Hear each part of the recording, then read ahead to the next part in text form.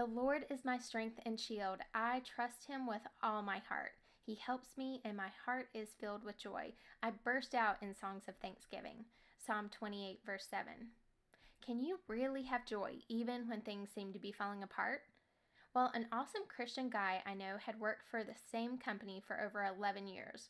We'll keep the company anonymous in case this story should sway your feelings about said company. He was a manager that was frequently called upon to lead seminars, special events, provide employee and management training, host executive guests that came into town, and so on. You can see he was greatly valued by the company.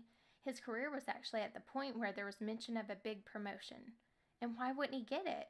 He knew how to do everything, and not to mention he was practically already doing everything and was such a loyal employee. Well, exciting mentions of the promotion were looming in the air when all of a sudden the air went stale.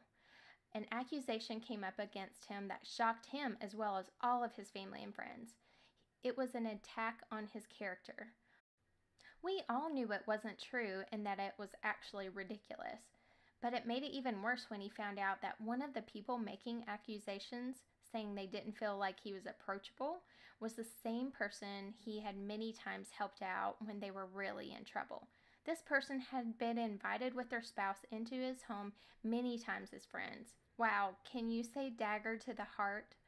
Well, surely with his record and history with the company, the truth would come out and his character be cleared and back to the promotion. But it didn't. Things got worse and super weird with the questioning. It got to the point where it was so crazy what they were asking that all of us who knew Christ realized this was a spiritual battle. This was too bizarre to be anything else. The day came that instead of him receiving his well-deserved promotion, he turned in his resignation. Really, by pressure. The thing I didn't mention is that he is married with children and one on the way when all of this went down. For most people, it would have been devastating and unbelievably scary, and I believe in some ways it was for my friend. Yet most people wouldn't have anything to be joyful about, yet he did. He is God's child and knew that God was in control. God brings good out of the most awful. He knew God had a plan, and his close family and friends knew that too. He stopped by to see my hubby the day everything ended. In situations like this, the typical thing to say is, "I'm so sorry." That was, however, not my response. I saw him, and with a big smile, I said, "Congratulations." He smiled back, knowing exactly what I meant. God had moved him out of that job for a reason, for a bigger purpose. Nobody knew what that was, but he trusted God, and that's why he had joy. The Lord was his strength. He didn't have to be in control of his life, and actually he couldn't be in control, yet God was, and that's all he needed. There are circumstances seem bleak, and there are many times that everything seems to be falling apart. If you know Jesus, you can still have joy.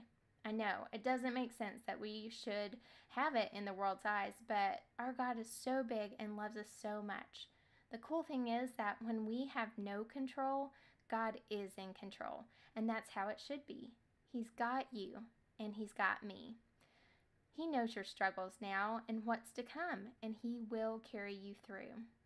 So I pray for you to have joy this week. I hope your heart is so full that you smile and it affects everyone around you. So when someone asks why you are so joyful, you can say, "Because the Lord is my strength."